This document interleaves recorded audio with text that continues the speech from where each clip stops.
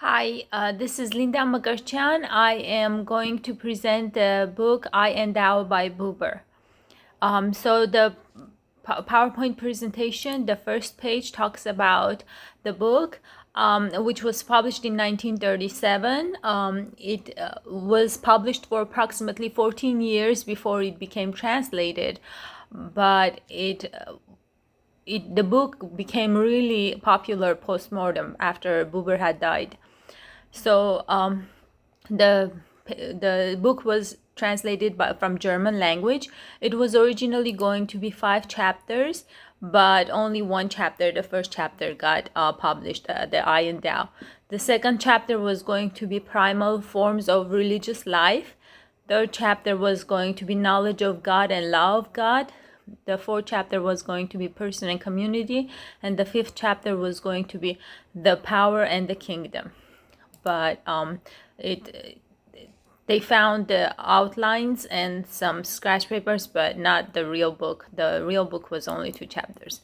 So the third page of the PowerPoint presentation is about the book. Again, Buber talks about the book, the I and Thou, in terms of I with it, which refers to the man's experience of anything, basically. The person's experiences, and there is the I and you, which refers to relationship with God. And the entire book he talks about that, and that people are different. Not everyone feels that way, looks at their experiences from I and it and I and Thou perspectives. Not experiences, the life, actually. And some people do. This is the fourth PowerPoint presentation, the fourth page.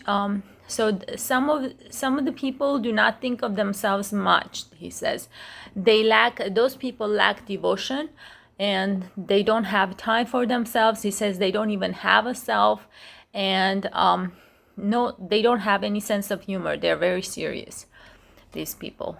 And there are other people in the next PowerPoint page. So it's some people have a we. They have a childish world, he says. And some people have us versus them. In these people, basically the experience is their life, their perception of life is, or themselves, is that they're intelligent. His specific words were integrity, righteousness, humanity, and victory, and intelligence. And this is how they perceive themselves. And as for them, that understanding for them is the bad people, basically. So they're good and the other ones are bad.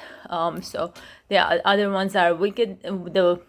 These adjectives apply to the other people, which is wickedness, stupidity, hypocrisy, brutality, and ultimate defeat. In the next PowerPoint page is thou versus you.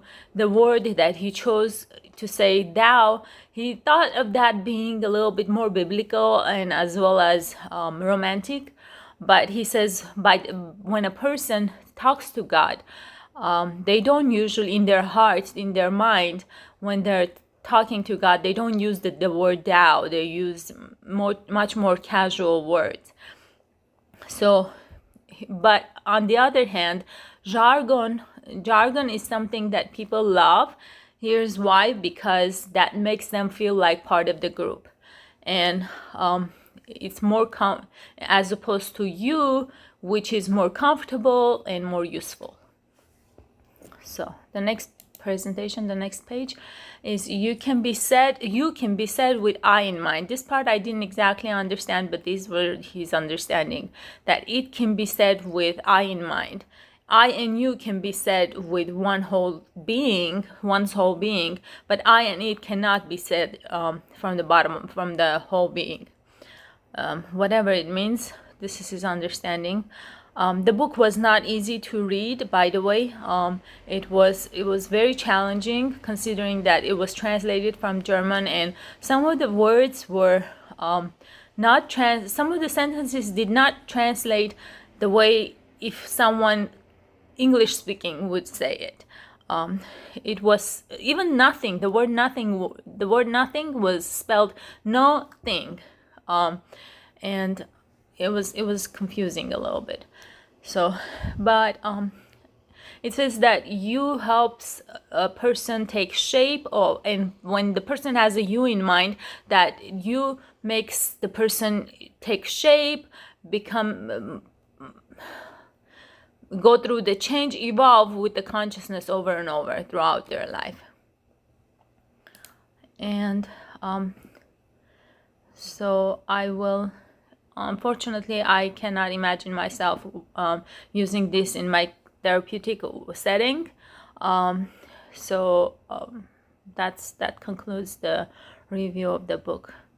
I just hope I get a passing grade. All right, thank you so much. Bye.